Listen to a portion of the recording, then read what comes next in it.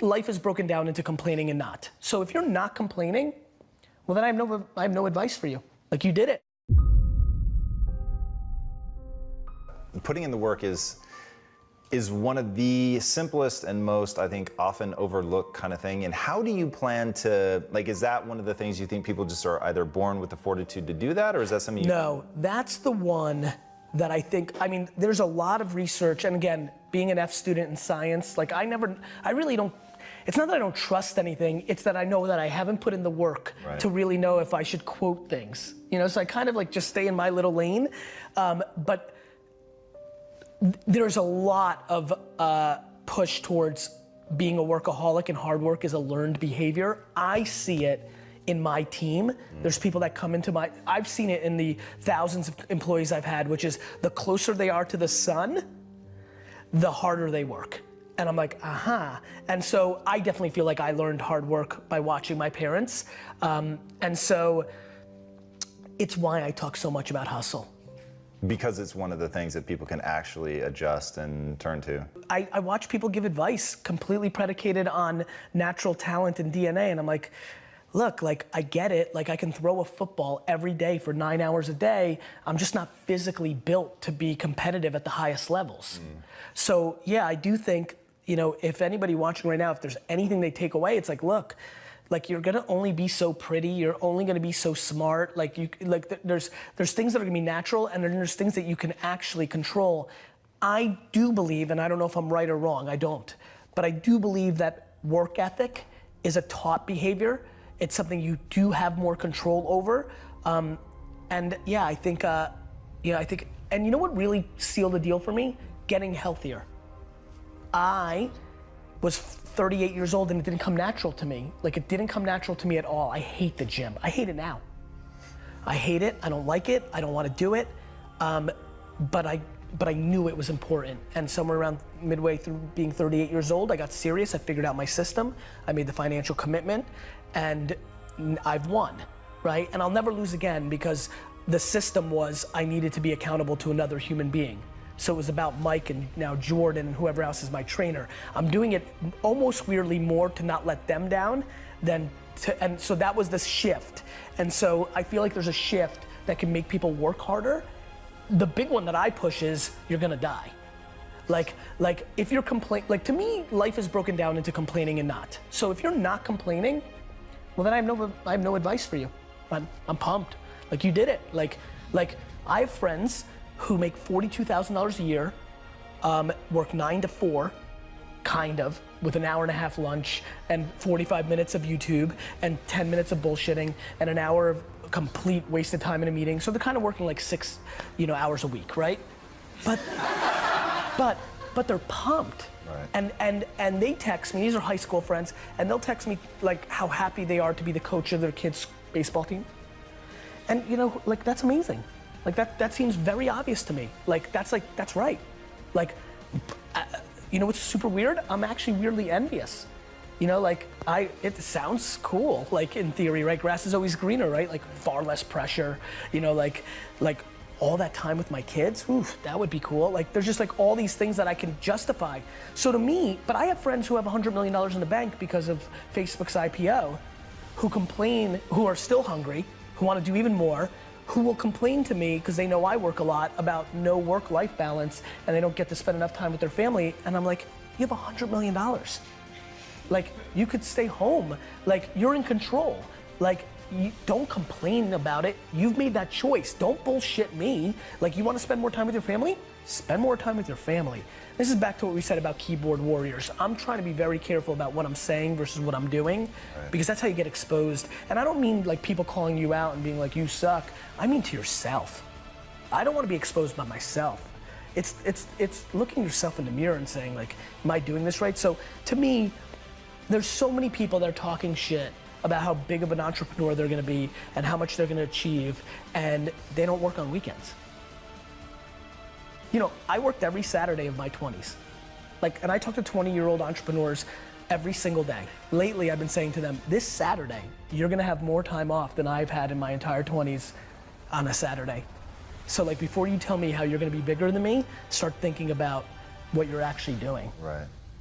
Yeah, no, I've heard you say that once, and it really caught the person off guard because they were like all about what they were doing, and it's like, oh yeah. How do you plan to instill that in your kids, or do you? I guess if you don't. I don't. I plan to instill kindness into my kids. I plan on instilling perspective into my kids. I plan in instilling just being a good human being. I plan on making sure they don't use their parents' wealth and micro fame and leverage to impose on any other person. I'm petrified of that. If my kids try to punk their friends on my shit, I'm gonna beat the fuck out of them. Like, that's just loser DNA. You didn't do that.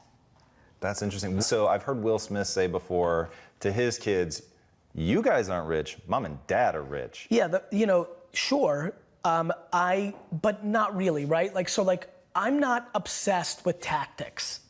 I'm obsessed with religion.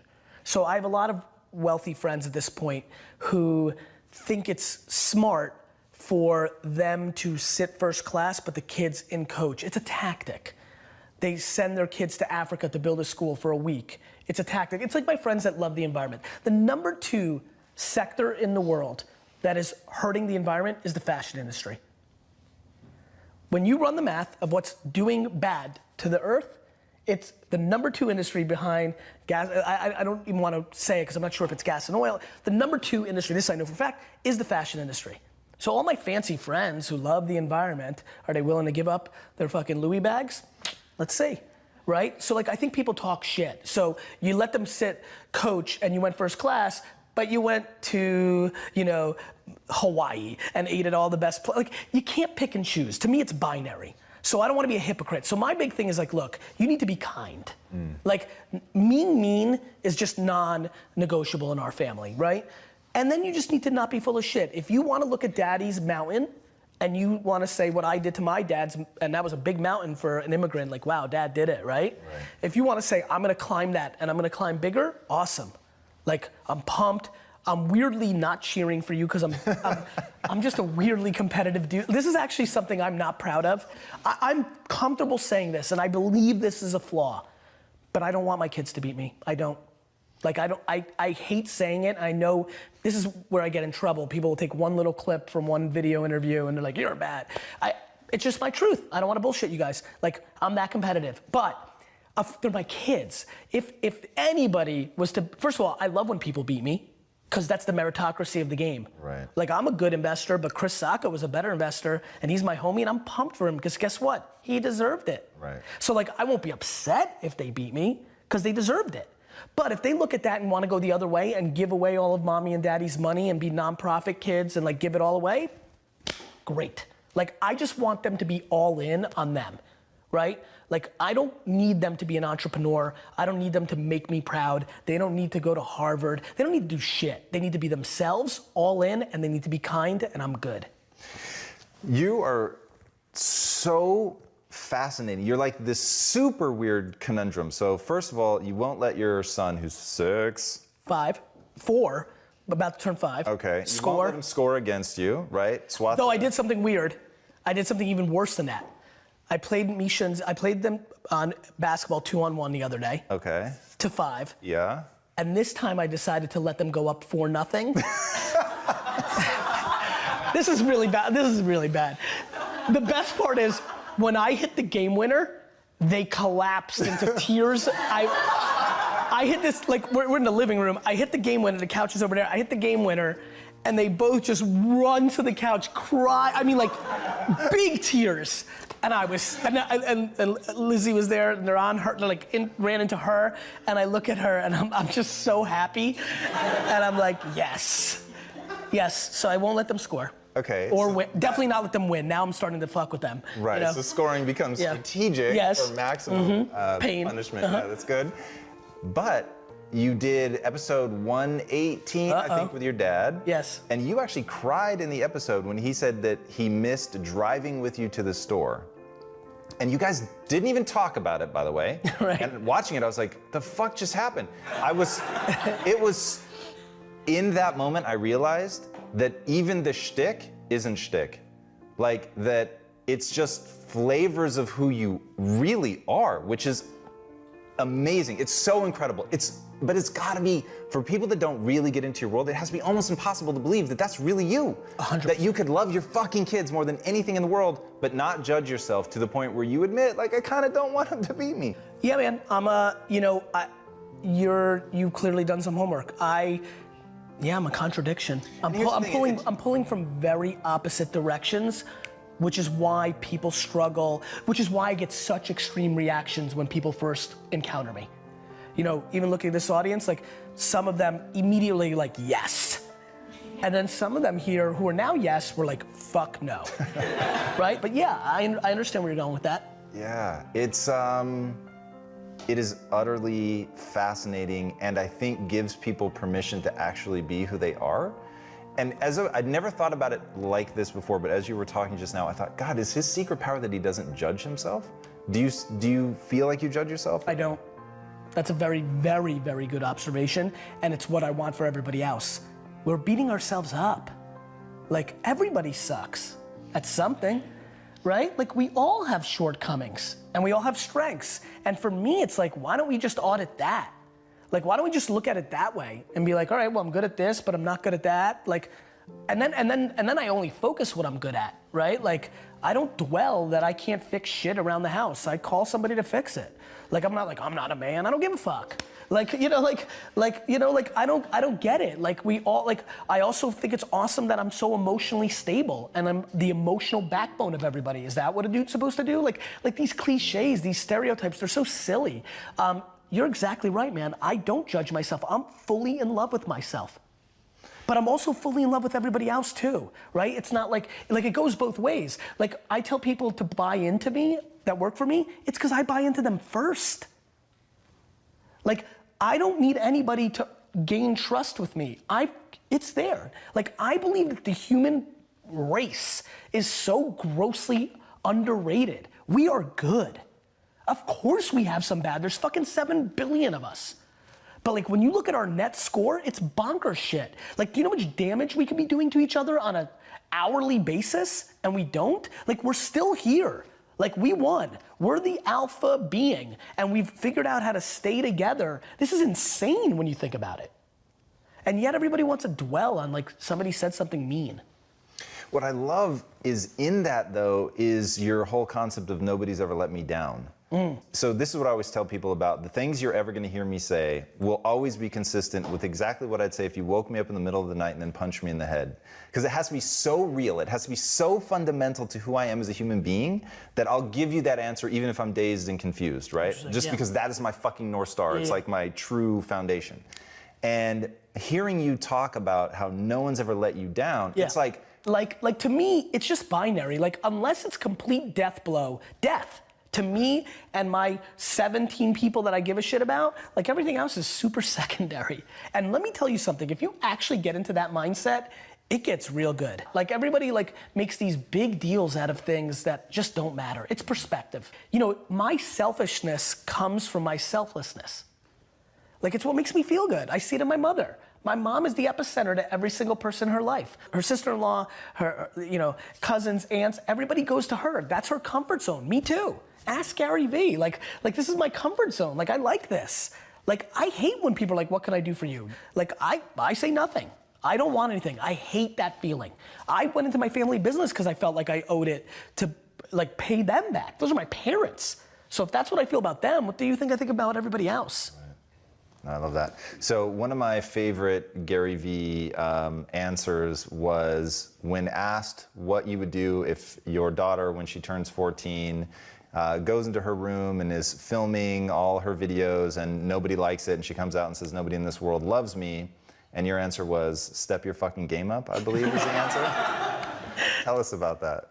The market is the market, man. Like, if nobody's watching your stuff, like, it's not good enough. Like, everybody thinks their stuff is so good. Like, every day, Gary, my Instagram's so on fire, it's so awesome. Why is nobody, why am I not gaining followers? Because it's not awesome. Like, of course, like, it's just back to the same, like, you've seen it. You all have friends who be like, look how cute my kid is. And you're like, ugh. Like, it's what we think. We all think our stuff is the best. And like, I get that. But yeah, that would be my advice, only because that also is liberating. Like to me, everything's about breathing, right? Like to me, everything is about like take full ownership for everything, and then everything gets easy, because then you're in control. And then learn how to love to lose. Like for me, my game's simple, right? It's all my fault.